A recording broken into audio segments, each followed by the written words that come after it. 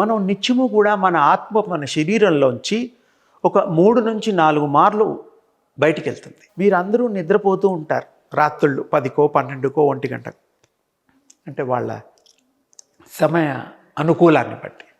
అప్పుడు సుషుప్త, నిద్రావస్థ, తూర్యము, సమాధి ఇలాంటి స్థితులు తెలిసినా తెలియపోయినా అది యోగశాస్త్రంలో ఉన్నాయి. అయితే స్వప్నావస్థలో వాళ్ళు ఎవరితోనో, మోడీతో, మన ప్రధాని మోడీతో శాఖను తీసుకున్నట్టుగా, తర్వాత ఏదో అంటాం కదా మనం, అదే డ్రీమ్స్ అంటారు. కానీ ఆ డ్రీమ్ అనేటువంటిది కూడా ఆత్మ ఇన్వాల్వ్మెంట్ అవుతుంది. వితౌట్ ఇన్వాల్వ్మెంట్ మనం అది ఫీల్ అవ్వలేము, అది చూడలేము. ఇప్పుడు మీకు ఈ యోగ సాధన చేయడం వల్ల అద్దంలో మనం మొహాన్ని ఎంత స్పష్టంగా చూడగలుగుతాం. తల్లులు బొట్లు పెట్టుకునేటప్పుడు, సింగారించుకునేటప్పుడు అద్దంలో చూస్తూ ఉంటారు. అబ్బాయిలు కూడా దూచుకునేటప్పుడు ఇలాంటివి ఏదో చూస్తారు. డ్రెస్ వేసుకున్న సూట్ అయిందా లేదా, సూట్లు అవి వేసుకున్నప్పుడు. అంటే ఏమిటి? స్పష్టత, మిమ్మల్ని మీరు చూసే దిశగా ఆ దర్పణము, అద్దము చూపిస్తుంది. అయితే అలాగే మీ ఆత్మని మీరు గనక తెలుసుకోగలిగి, చూడగలిగి, అందులో అవలోహన అంటే అందులో లీనత్వం అయినప్పుడు ఆత్మే మీరు, మీరే ఆత్మ అయిపోయి, ఇక్కడ భృకుటిలో 3వ కన్ను శివుడికి ఉంటుందిగా, థర్డ్ ఐ ఓపెన్ అయిపోతుంది. అది ప్రాక్టీసెస్లో వస్తుంది, సూర్యోపాసన చేయడం వల్ల వస్తుంది, దివ్య శక్తి ఉపాసన చేయడం వల్ల వస్తుంది.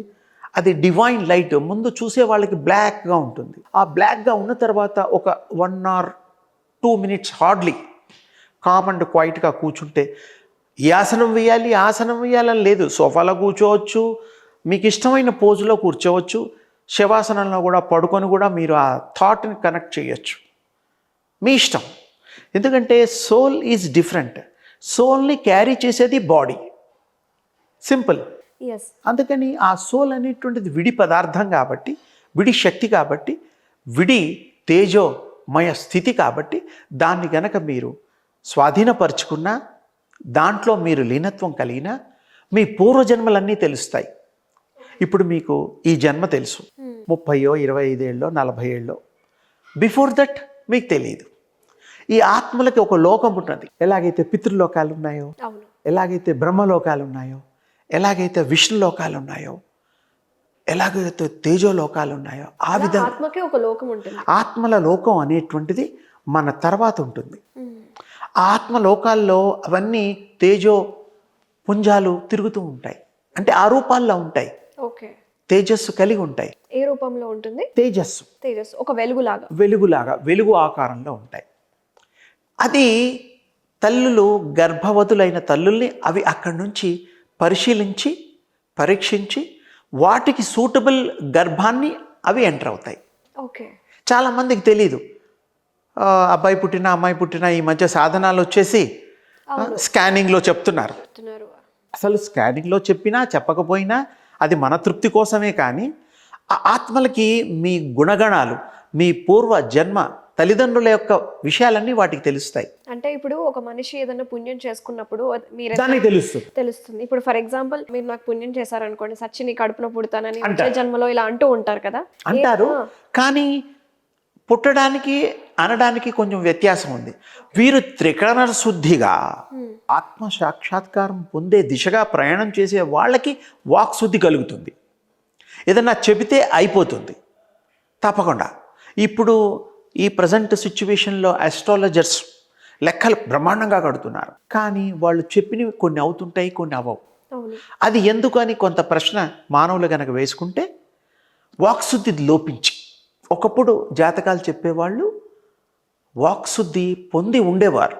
అంటే ఆ అర్హత పొంది, ఆ దేవుడి కృప పొంది ఉండేవాడు. అంటే ఇప్పుడు చాలా మంది ఆస్ట్రాలజర్స్ చాలా మంది అంటే ఒక సామాన్యుడి జీవితంతో ఆడుకుంటున్నారు అని చెప్పొచ్చు. ఎందుకంటే అలా అని మనం చాలా మంది ఉన్నారు, అంటే వారి యొక్క పర్సనల్ థింగ్స్ కాబట్టి ఒకరు తప్పు చేస్తున్నారని మనం అనలేము.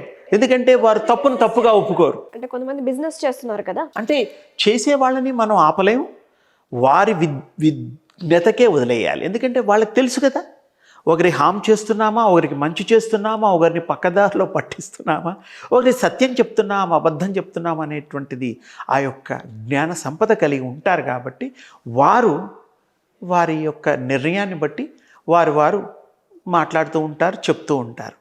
మేము ఎవరిని కూడా పరోక్షంగా కానీ ప్రత్యక్షంగా కానీ నిందించాం. వారు నిర్ణయాన్ని మేము కూడా ఏమీ దాన్ని చర్చ చెయ్యం. ఎందుకంటే వారికి తెలియాలి. ఇప్పుడు నేను మీతో మాట్లాడేది సత్యమా అసత్యమా నాకు తెలియాలి. నాకు తెలిసినప్పుడు మీరు అడిగిన ప్రశ్నలకి నాకు తెలిసింది సత్యాన్నే మాట్లాడాలి. అంటే జనరల్గా సత్యానికి ధర్మానికి ఆ శక్తి ఉన్నది. అందుకనే కొంతమంది వాక్శుద్ధి ఒకప్పుడు ఉపాసనలు చేసేవారు. బ్రహ్మోపాసన, హనుమంతోపాసన, రామోపాసన, కృష్ణోపాసన, ఇలా దేవి ఉపాసన. అంటే ఏమిటి? ఆ ఉపాసనలు చేసి శక్తి సంపాదించి ఆ దేవుళ్ళతో వాళ్ళు మాట్లాడేంత చనువుని వారు పొందగలిగేవారు. ఆ తల్లితో అబ్బాయిలాగా ఆ సాన్నిధ్యం పెరిగేది. అలాంటి వాళ్ళు ఈ గణితాలు కట్టకపోయినా కూడా వాళ్ళు అంటే నీకు ఇది జరుగుతుందంటే అయిపోయేది. ఎందుకంటే ఆ దివ్య శక్తి కలిగిన వాళ్ళు కాబట్టి. కొంతమందికి మంచి చేసేవాళ్ళు ఉండేవారు. కానీ ఎవరు శాపాలు అవన్నీ పెట్టకూడదు. ఎందుకంటే ఆ కోపంతో, ఉద్రేకంతో మనం ఎదుటి వాళ్ళని చెడు కోరితే అది మళ్ళీ ఆ పాపం అవుతుంది. నువ్వు అలా అయిపో, రాయి అయిపో, రప్పైపో ఏదన్నా అంటే అవుతాయి, కానీ అది పాపం. అంటే నేను ఇంకోటి విన్నాను స్వామి, ఇప్పుడు ఒక వ్యక్తికి శాపం కావచ్చు, కర్స్ ఇలా చేశారు, నువ్వు ఇలా అయిపోవాలి, నువ్వు నాశనం అయిపోవాలి నా మాట శాపాలు పెడితే వాళ్ళకే తగులుతుంది అని విన్నాను. అది నిజమంటారా? అంటే ముందు వాళ్ళకి నేను ఒక మనిషికి పెట్టాననుకో, వాడికి అది అవుతుంది. ఎందుకు? నాకు శక్తి ఉంటే. నాకు శక్తి లేకపోతే ఏమీ కాదు. ఎంతమంది ఎంత తిట్టుకున్నా నిన్ను చంపేస్తా అంటే నిజంగా ఎవరైనా చంపుతారండి? ఆ కోపంలో అంటారు, నిజంగా చెయ్యరు. కానీ శక్తి కలిగిన వాళ్ళు అంటే అయిపోతాయి.